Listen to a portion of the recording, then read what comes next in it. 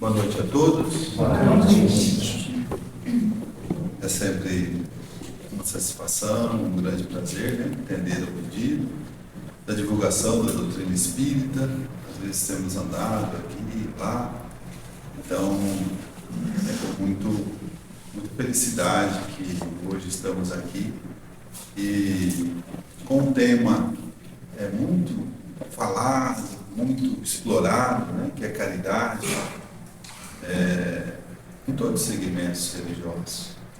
Mas hoje a proposta, para que possamos refletir um pouquinho no nosso bate-papo, é que possamos olhar para esse tema, caridade, como entendia Jesus, de uma forma verdadeira, de uma forma pura, né? Para que possamos realmente extrair esse sentido verdadeiro da caridade. Eu sempre gosto de citar as fontes de pesquisa dos estudos, que as pessoas às vezes gostam de consultar. Então, esse estudo foi feito nas fontes de pesquisa do Evangelho segundo o Espiritismo, páginas 175, 176, 178 e 184. Livro dos Espíritos, questão 886. Livros, Vinha de Luz, Caridade Essencial de Emmanuel, Psicografia do Chico, Caminho, Verdade e Vida, capítulo 16, Endireitai o Caminho do Senhor. Também, Emmanuel, Psicografia do Chico, e A Força Eterna do Amor, no livro de Madre Teresa de Calcutá. Então, qual o verdadeiro sentido da palavra caridade, como a entendia Jesus? Primeiramente, há necessidade de pontuarmos alguns aspectos para que possamos, assim, darmos mais luz, né, à nossa reflexão da noite de hoje.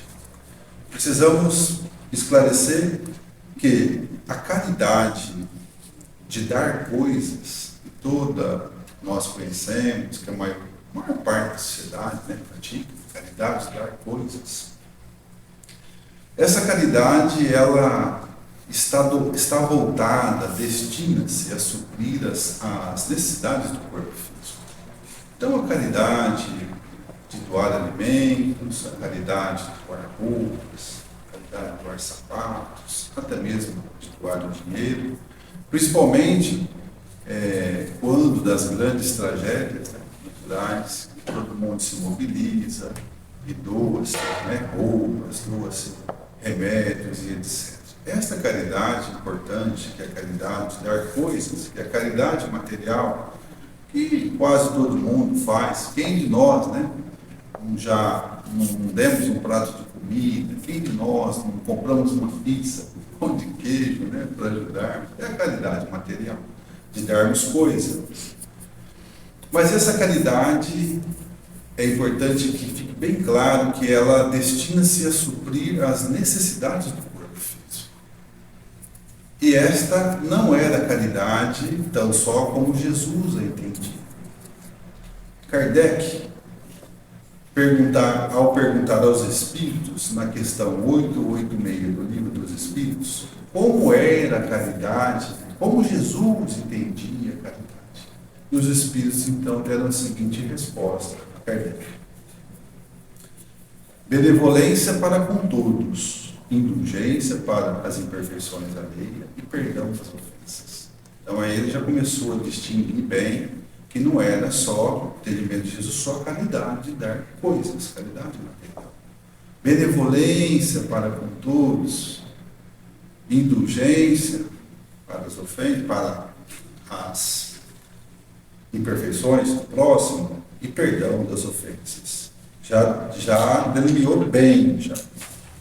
Agora, benevolência para com todos.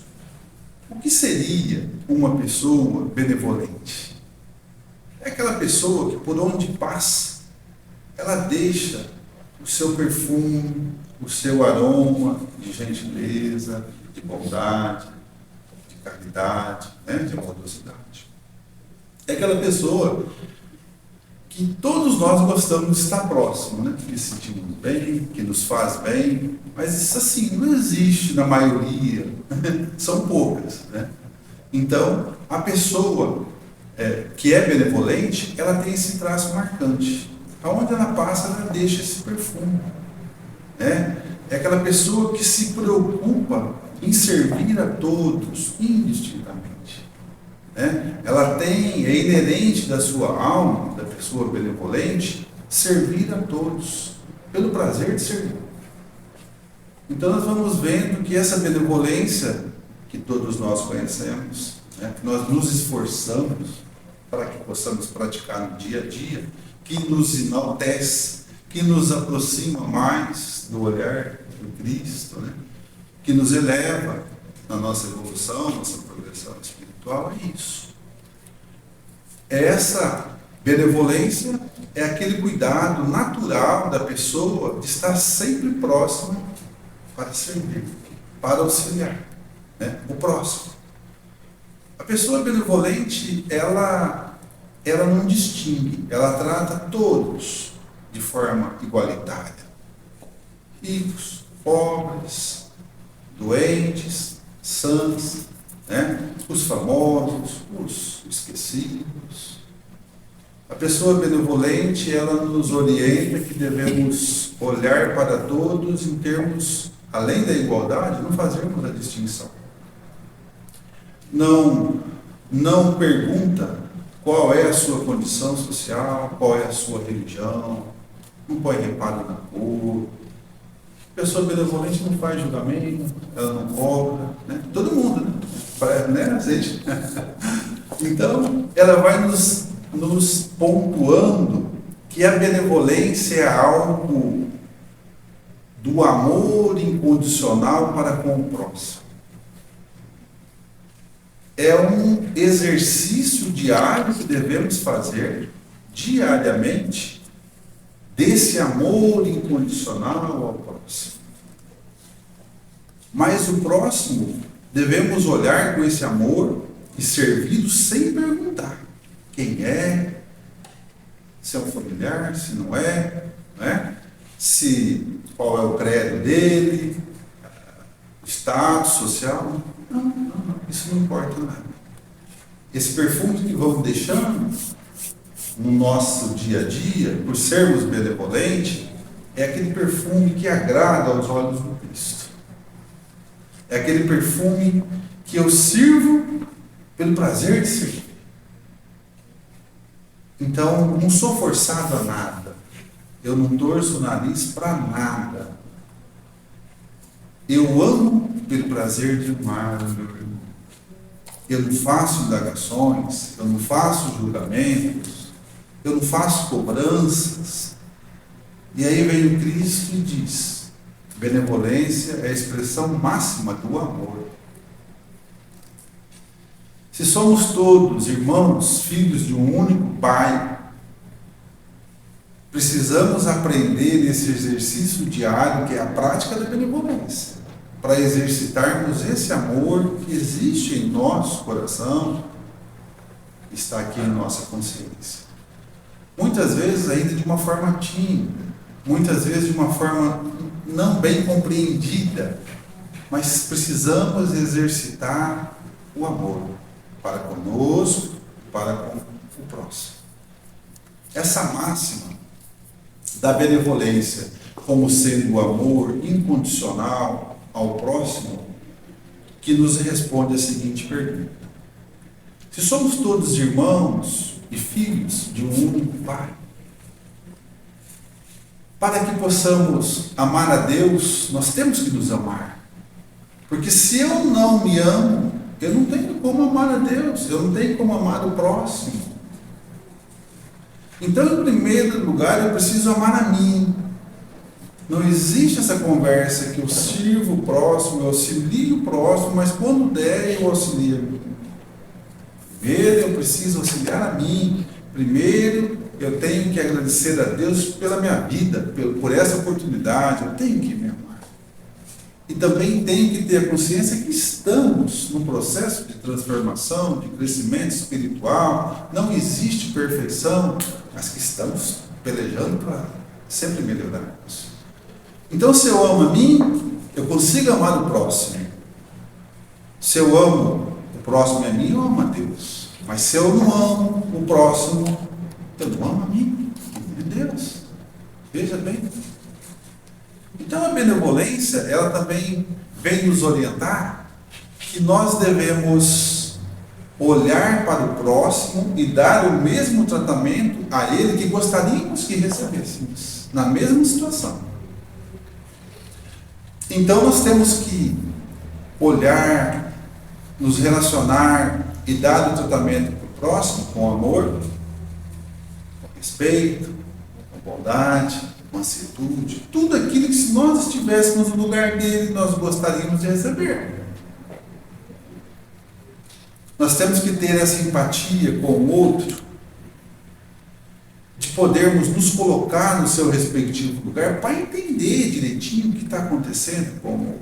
Porque muitas vezes nós passamos olhamos, emitimos um julgamento, mas muitas vezes erramos e é superficial, porque nós não estamos verdadeiramente naquela situação, passando por aquelas dificuldades, aquelas vicissitudes da vida dele, para entendermos na carne, na alma, o que ele está passando.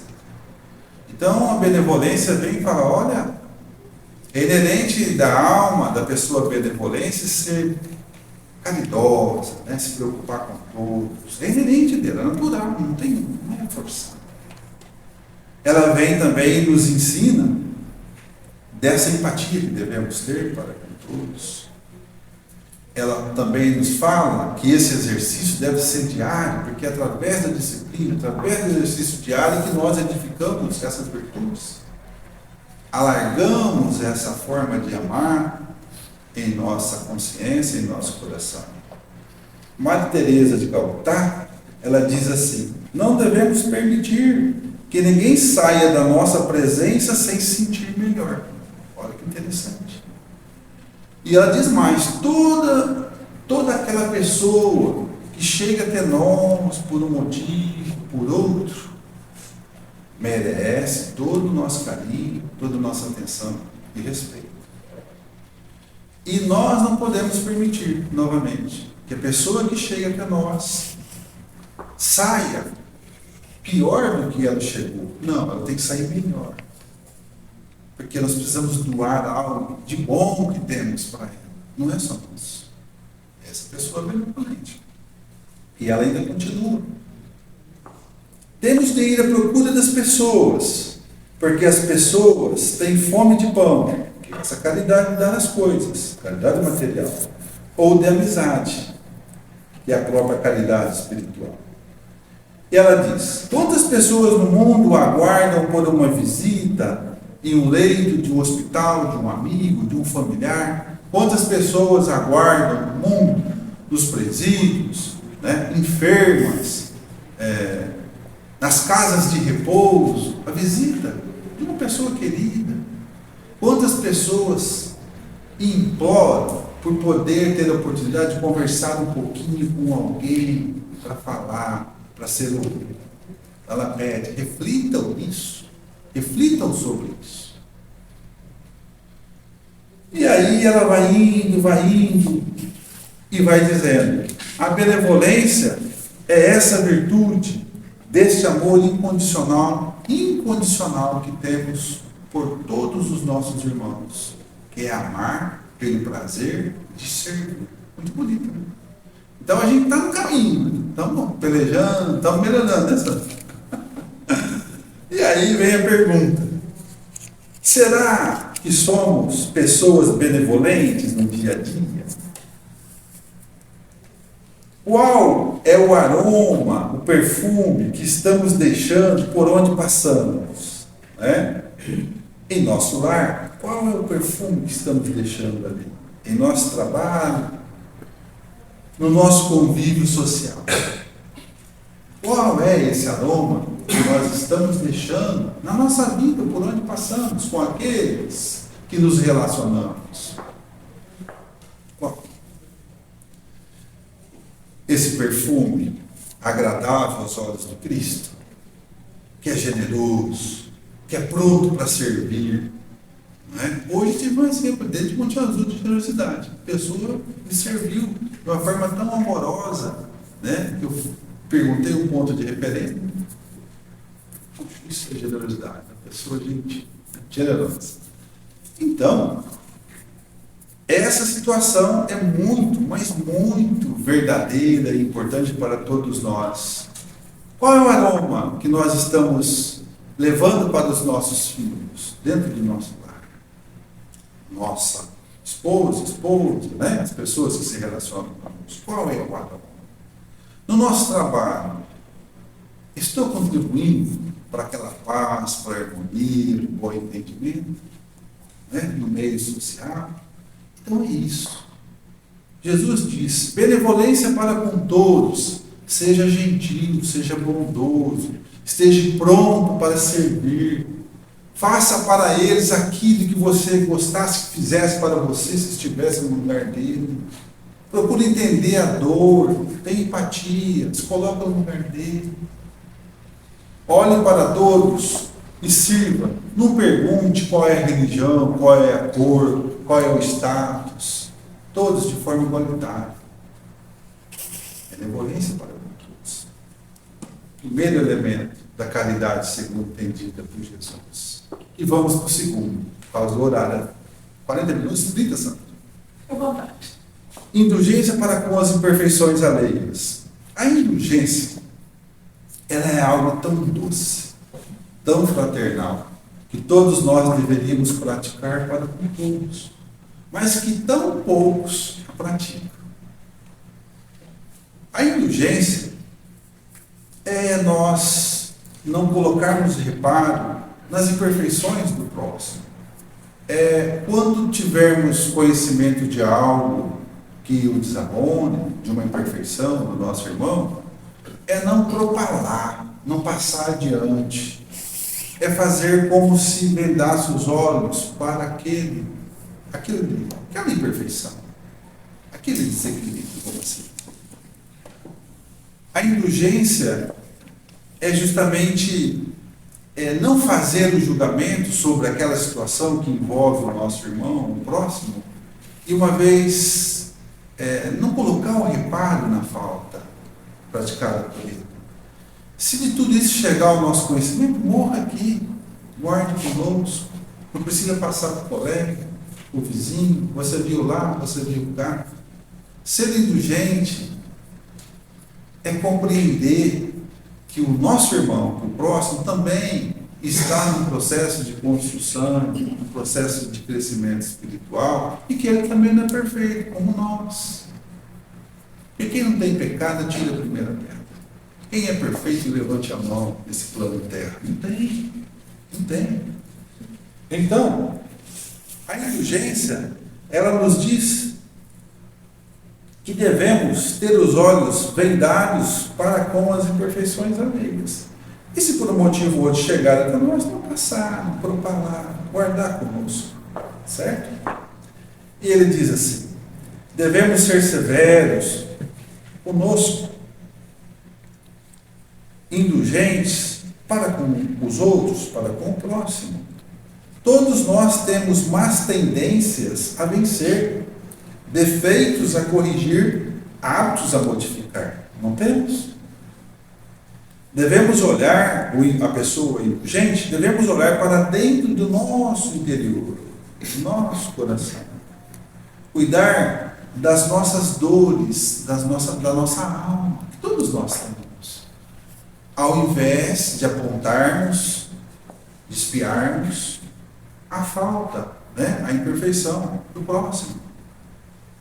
Então, ele diz assim: seja mais exigente com você, na correção das suas imperfeições, do que você precisa melhorar, que você precisa modificar, porque todos nós temos.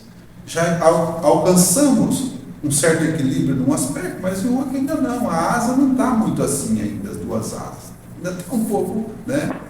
Então ele nos chama atenção para isso. Seja mais rigoroso com você, ao invés de colocar reparo nas imperfeições do próximo.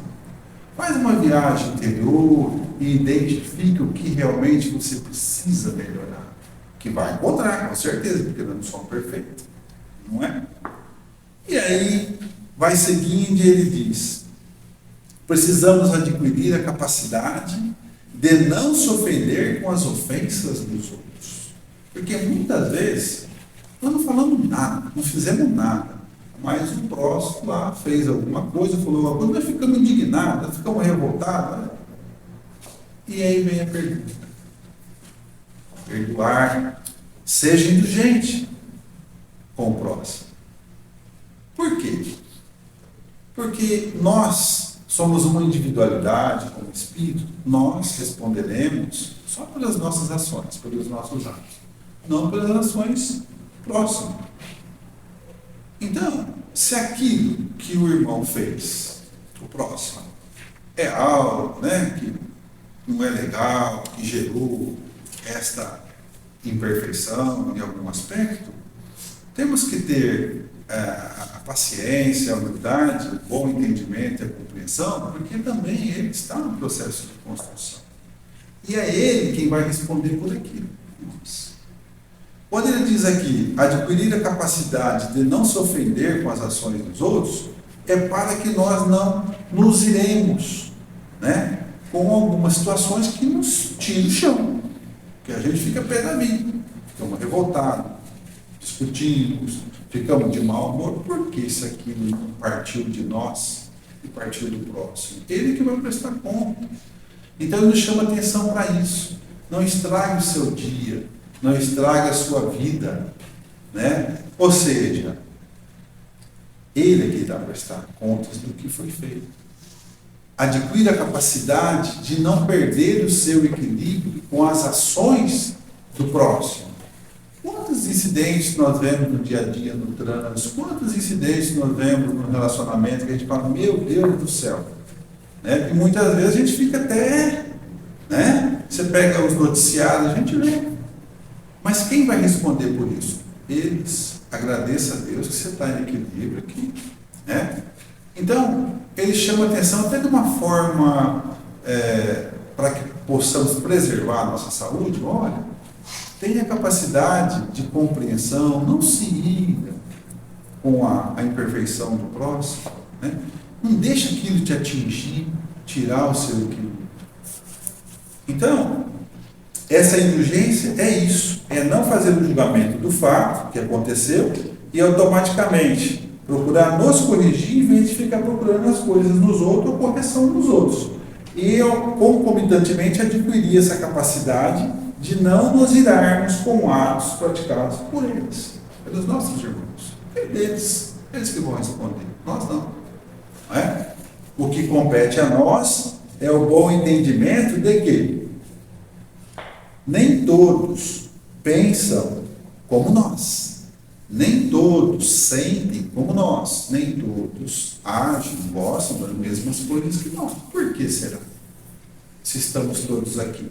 Porque cada um está num grau de evolução diferente. Cada um está experienciando uma experiência, né, nessa existência.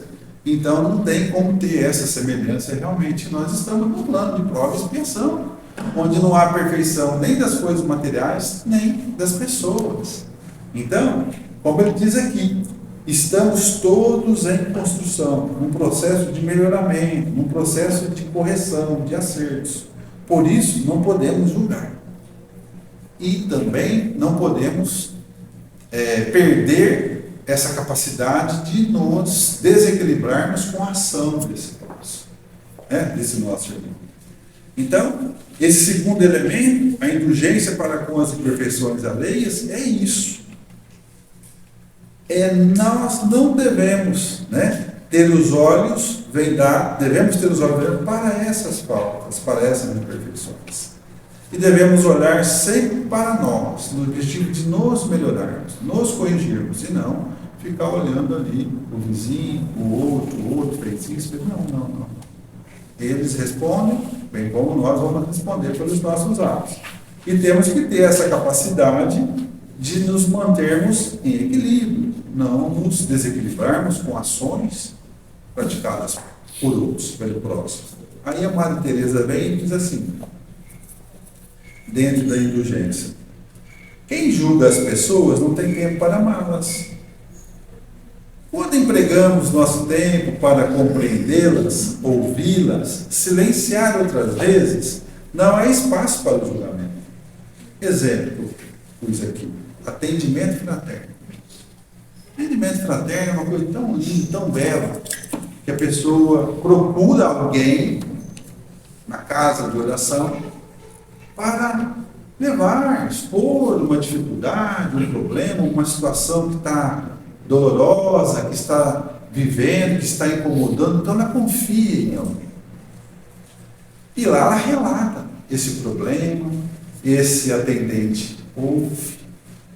Muitas vezes ele emite alguma orientação, não que ele acha ou deixa de achar, mas sim que a doutrina espírita, no nosso caso, né, orienta para aquela situação.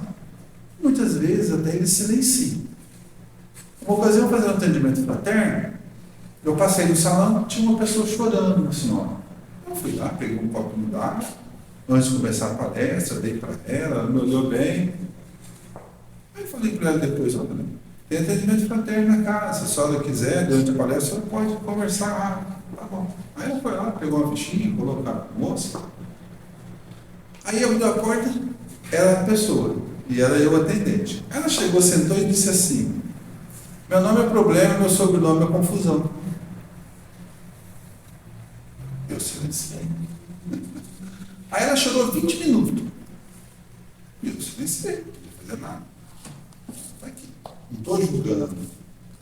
Né? Eu estou compreendendo. Né? Eu estou entendendo a dor dela, a dificuldade dela. Aí quando eu pude, eu falei algumas palavras. E ela foi, sentou no salão. E depois eu a vi que ela estava melhor. E ela disse assim: acho que fizeram uma faixinha em mim, que eu estou tão leve. E eu falei 3 palavras, mas eu não vi nada. Quem fez foi uma equipe espiritual. E talvez se aquela senhora não tivesse ido ali, encontrado um espaço para chorar, porque não falou nada, e a equipe amiga cuidar dela, talvez eu teria praticado um ato aí, pensar contra a própria vida, não é? Então, o que naquela ocasião eu fiz? Eu julguei? Não. Eu falei, não tive oportunidade, eu silenciei, eu procurei compreender a dor dela. Não chorei porque pode chorar. Então, esse exemplo de atendimento fraterno é ser indulgente com as imperfeições alheias, sem julgamento. Sem julgar aquele que não pensa como eu, mano. Corintiano, Palmeiras, só dá briga. Então, aquele que gosta do negócio de um jeito, não gosta do outro. Que sente de um jeito, não sente. Gente, nós precisamos respeitar, só isso. Todo mundo, respeito. Todo mundo é irmão, todo mundo é filho de Deus. Se tem respeito, tá jóia. Cada um tem as suas preferências, suas opções. Então, se tem respeito, fica o equilíbrio, não fica assim. O que não pode é ter respeito. O que não pode é eu respeitar, o outro não respeitar. O que não pode é o julgamento. O que não pode, eu estou certo, você está errado. É isso que é ser indulgente. Eu vi determinada situação, faz quanto que eu não vi, mas se chegou, não passa adiante. Não é? Então, isso é respeito para com o próximo, nossos irmãos. E aí? Será que somos pessoas indulgentes? Vamos refletir no nosso dia a dia. Nós estamos julgando? Não estamos julgando? É? E o terceiro elemento da caridade segundo Jesus? Perdão das ofensas. Que não é fácil, né? Quando sofrer uma ofensa ou agressão, deixe-as passar. Como nos ensina o Chico. Deixe-as passar. Pois assim estaremos contribuindo para a harmonia do planeta e do ser.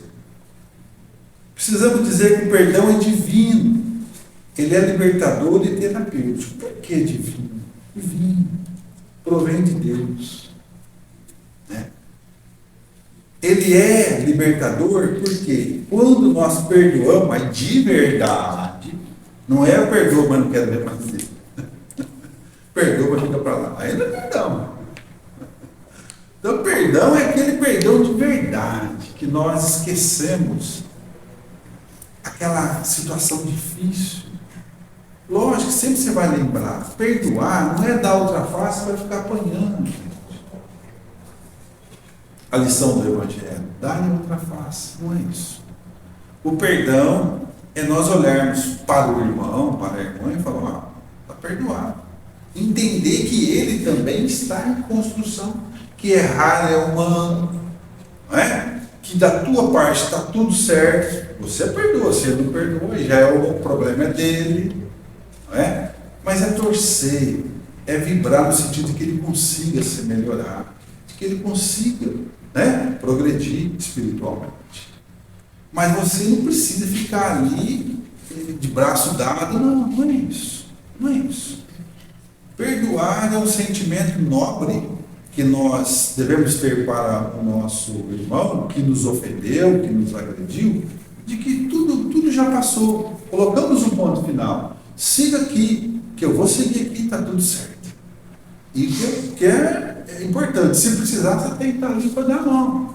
Porque numa outra hora pode ser você. Então, quando ele fala que o perdão é libertador, por quê? Porque essa postura de abrir o coração e perdoar, ele liberta, ele desfaz as amarras que nos unem, que nos aprisiona ao agressor, ao fato, ao agressor.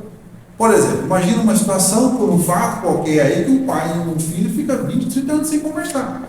Não se olha mais na cara. É difícil. Mas quando consegue obter o perdão, é aquela coisa linda, aquela coisa amorosa, não é? É um pai e um filho. Se o pai entender que o filho, naquele momento, agiu daquela forma, mas que ainda um pouco imaduro, ou porque também está num processo de construção, que amanhã ele vai pensar diferente, e o filho também, com o pai, usar o mesmo raciocínio, é possível. Então, quando diz que o perdão é libertador, é isso. E quando ele é verdadeiro, nós olhamos para o ofensor e compreendemos o porquê que ele fez a sua ainda falta de conhecimento, né? Espiritual, intelectual. Porque naquelas situações ele cometeria aquele fato mesmo. Mas a gente perdoa, procura virar a página e torcer para que ele vença, como nós. Então isso desconecta, desamarra, né? Aquilo que nos une, aquele fato, aquela pessoa, e é quando nós conseguimos olhar para frente e seguir. Mais felizes, mais leves, menos angustiados, porque a ofensa nos angustia, né? Nos deixa mal. E quando nós conseguimos perdoar, nos liberta, né? A gente fica mais sereno, né? E aí, perdoar o erro do próximo e o nosso próprio erro, que é o auto-perdão. Porque tem muitas pessoas que não se perdoam por alguma coisa que aconteceu na sua vida. Então o problema não é com o próximo, é com ele mesmo. E aí passa anos e anos e ele não se perdoa e ele fica se punindo. Gente, a vida não inicia no berço e não termina no túmulo. É uma sequência de atos, como diz André Luiz. Se erramos, se temos que perdoar, perdoe. Se o erro, se a falta foi cometida por nós, em nosso próprio desfavor, fale assim, puxa.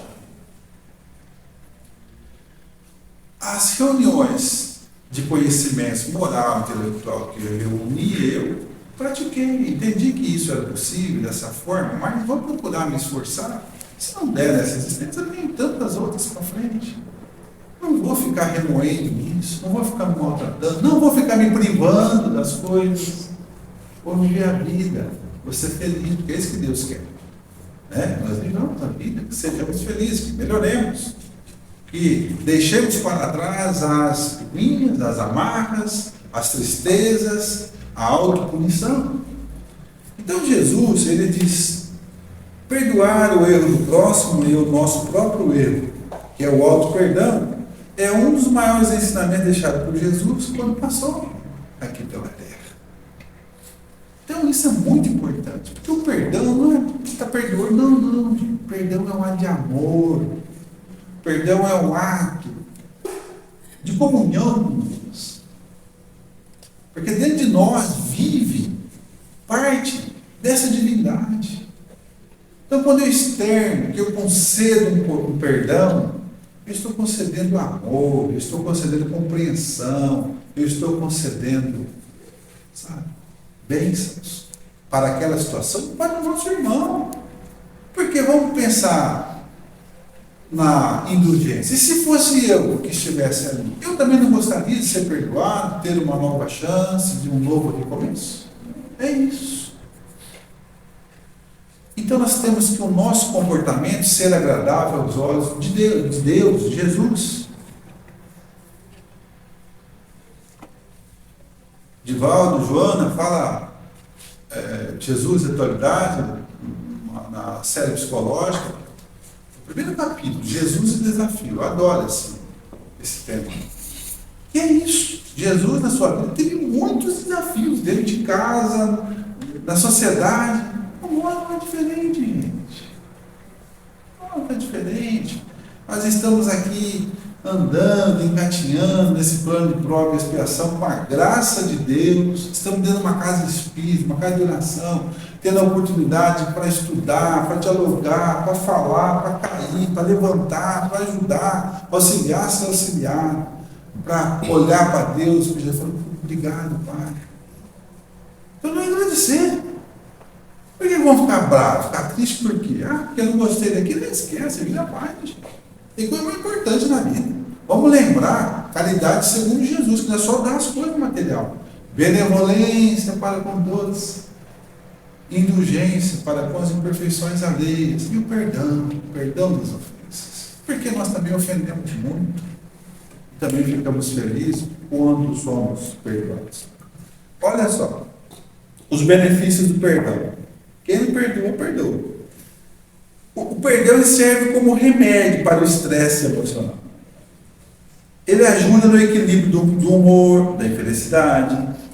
O exercício do perdão se transformou em receita médica. Vocês já observaram isso? Que agora todo médico, seja qual for, psicólogo, psiquiatra, ele já dá a receitinha lá. Primeiro ele faz o diagnóstico. Se ele perceber alguma coisa, fala, ó, tem religião? Fala assim, não tem religião? Procura uma religião, procura perdoar. Então, a ciência já, braço dado, né? Porque já entenderam que quando nós mudamos o estado vibracional nosso para determinada situação, nós nos tornamos mais luzes, mais equilíbrio, mais positividade do que sombra.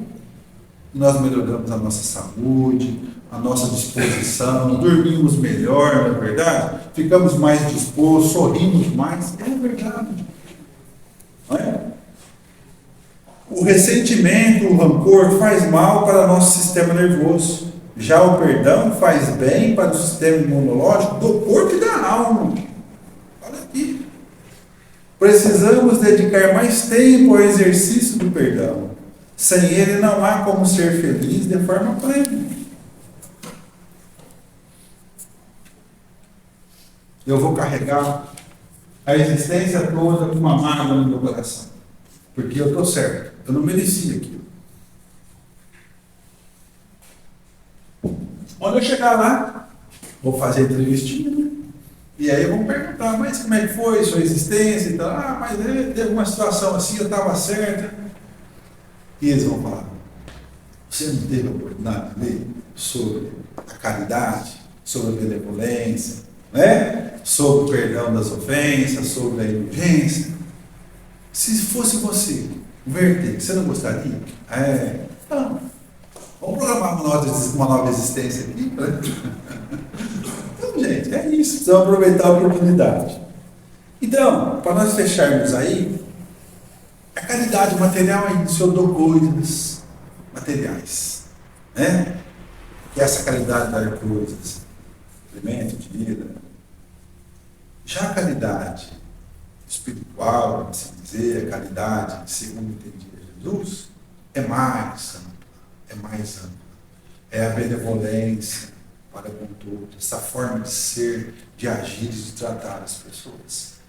Né? É esta indulgência para com as imperfeições dos nossos irmãos. E o perdão da sua fé era muito mais amplo. Não que a caridade material não seja importante, sim, é importante. Só que a caridade, segundo Jesus, ela remata. Ela é a chave do virou. Né? Então nós temos que ter esse conhecimento. Portanto, a base então da caridade, segundo o entendimento de Jesus, é isso: benevolência, a indulgência e o perdão das ofensas. Emmanuel nos ensina, nesse livrinho Vinha de Luz, no capítulo 110, sobre a caridade essencial, que é aquela caridade que devemos edificar dentro de nós. Né? E ele, dentre outras palavras, ele diz assim: a caridade essencial, que é aquela caridade que precisamos edificar aqui, no coração. Aqui. Bom entendimento. É aquela caridade de pensarmos, de agirmos, de falarmos, de acordo com o ensinamento do Cristo, de acordo com o Evangelho que Ele nos trouxe.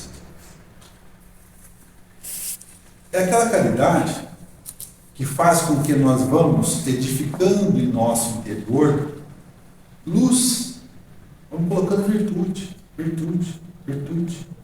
Então nós vamos edificando em nosso interior luz para a nossa vida. Porque nós, muitas vezes, vivemos muito com a luz do próximo que nos ilumina. E às vezes esquecemos de cuidar da nossa própria luminosidade. Mas de uma hora para outra, essa luz do próximo pode deixar de existir e vai ficar na escuridão. Não é? Então a caridade essencial, como ele diz, essa caridade de no dia a dia vivermos Jesus de verdade. É falarmos o que Jesus falava, o que está no Evangelho, as nossas ações serem voltadas para o que está no Evangelho. Perguntar o que Jesus faria nessa ocasião. Ah, Jesus faria isso, faça isso. Nunca vai errar. Nunca vai errar. Agirmos de acordo com aquelas orientações.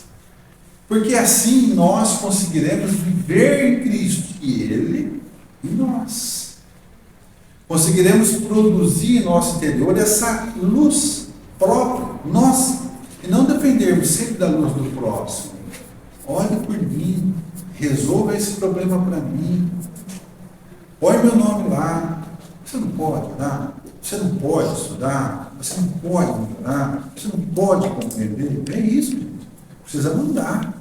Precisa edificar dentro de nós. Porque uma hora o próximo não está ficando na escuridão, como ele disse. Não é?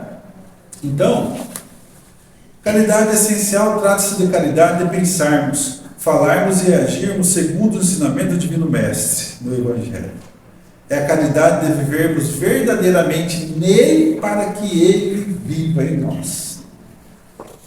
Emmanuel diz: sem essa caridade essencial, poderemos levar a efeito grandes serviços externos, alcançar intercessões valiosas em nosso benefício, espalhar notáveis obras de pedra, construções, mas dentro de nós mesmos estaremos vazios e desolados, na condição de mendigos de luz. Olha como é forte isso.